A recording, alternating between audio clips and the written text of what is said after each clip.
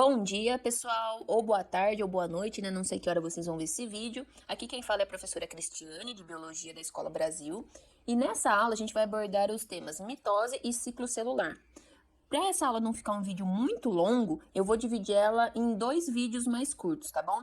Nesse primeiro vídeo, a gente vai falar o que é a mitose, para que serve a mitose, e eu vou explicar alguns termos, algumas denominações que a gente vai usar nessa e em muitas aulas futuramente, ok? Na segunda aula, ou seja, no próximo vídeo, eu vou falar sobre o ciclo celular e as etapas da mitose.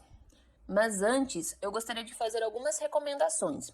Assistam esse e outros vídeos, tá, sobre essa matéria. Leiam as páginas do livro didático e o resumo que a gente postou lá no site da escola, tá? Só assim vocês vão conseguir realmente aprender esse conteúdo e resolver os exercícios, tá bom? Então, bora lá! Antes de mais nada, precisamos entender o que é mitose. Mitose é um processo de divisão celular no qual uma célula, a qual costumamos chamar de célula-mãe, dá origem a duas células idênticas à primeira, ou seja, com a mesma quantidade de cromossomos, com a mesma quantidade de DNA. As células geradas normalmente são chamadas de células filhas. Como as células filhas são idênticas à célula-mãe, podemos dizer que as células filhas são clones da célula-mãe, ou seja, a mitose gera clones, tá? A mitose gera células clones, ok? Uma coisa muito importante de lembrar é que na mitose, sempre uma célula dá origem a duas células, ok? Então, vamos ver na imagem, ó.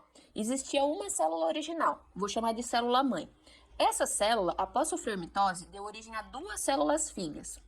Por sua vez, essas duas células, após sofrer mitose, deram origem a 4 células, e depois a 8, depois a 16, depois 32 e assim por diante, ok? Mas antes de continuar falando sobre mitose, temos que entender outra coisa. O que são cromossomos?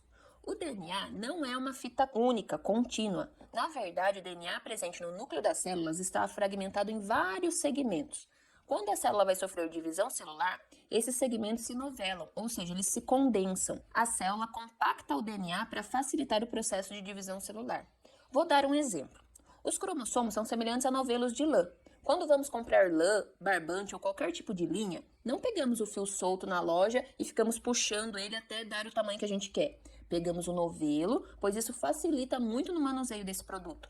Imagina se você fosse numa loja e tivesse que ficar puxando o fio de lã até dar o tamanho que você quer. Seria inviável. Provavelmente esse fio ficaria cheio de nó, acabaria embramando todo.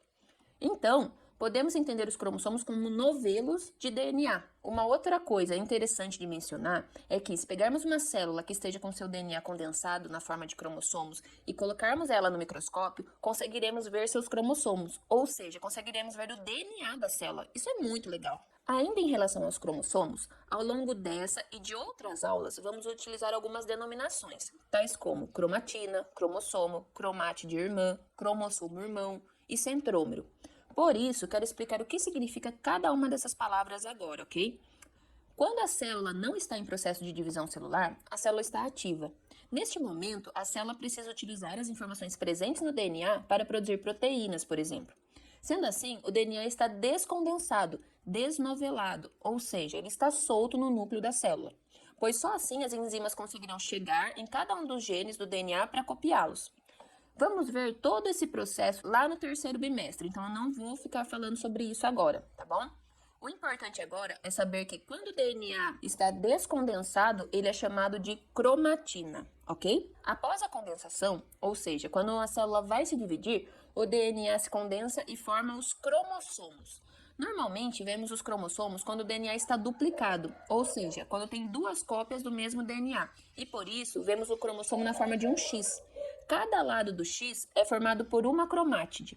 A cromátide do lado esquerdo é idêntica à cromátide do lado direito, pois é o mesmo DNA, só que duplicado. Dizemos também que elas são cromátides irmãs e estão unindo-se uma à outra pelo centrômero. O formato dos cromossomos pode variar, como você está vendo nessa imagem, mas a cromátide da direita sempre será igual à cromátide da esquerda e vice-versa.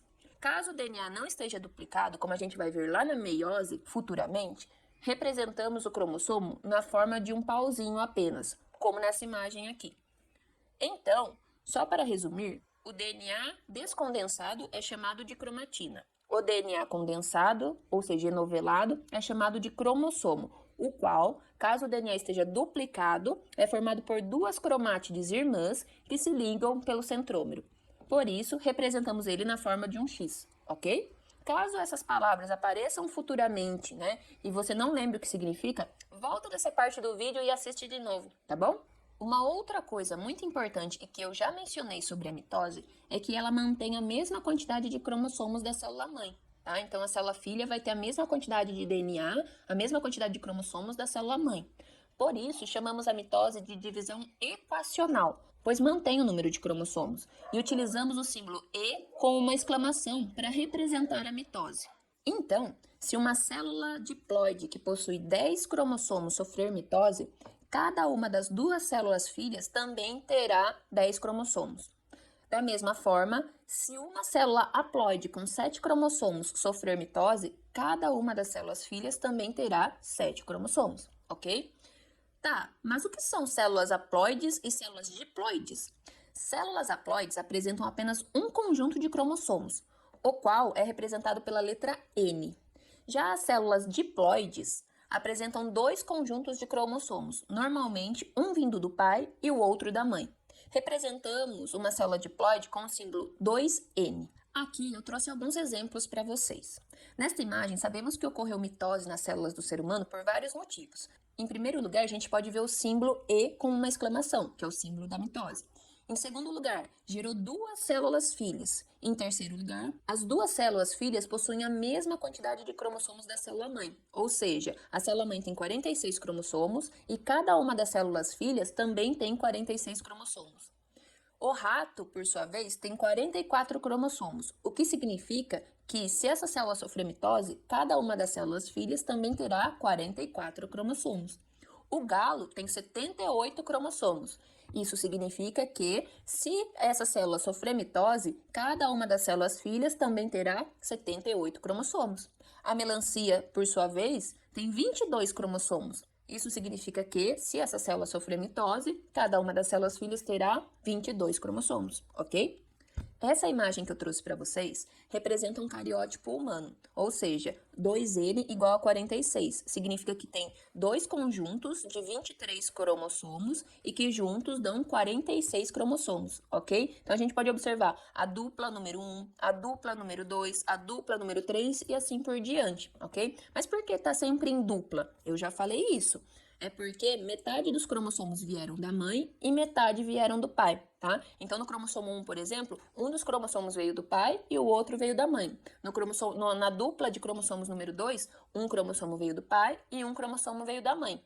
Essa imagem representa um cariótipo humano do sexo masculino, mas eu vou deixar vocês curiosos para saber como a gente diferencia um homem de uma mulher, porque vai ser tema de uma aula futura, ok? Tá, a gente já viu como que acontece a mitose. Mas para que serve a mitose? A mitose tem várias finalidades. Em um organismo unicelular, como as bactérias, por exemplo, elas se reproduzem por meio da mitose. É por meio da mitose que uma única bactéria gera duas. É por meio da mitose que duas bactérias geram quatro, depois quatro geram 8 e assim por diante. Neste caso, dizemos que esse tipo de reprodução é assexuada, pois os descendentes são clones da célula original. Não ocorre mistura de material genético com outros indivíduos.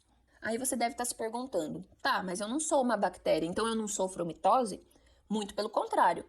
Para você ter uma noção do quão importante a mitose é para nós, seres multicelulares, se o seu corpo parar de sofrer mitose agora, você irá morrer em alguns dias ou meses. Isso porque as células do nosso corpo estão morrendo o tempo todo. Algumas morrem mais rápido, em questão de dias, outras duram muito mais, mas o tempo todo tem células morrendo no nosso corpo. E é por meio da mitose que essas células são repostas. Assim como muitas células do nosso corpo morrem o tempo todo, muitas células também sofrem mitose o tempo todo, repondo aquelas células que morreram.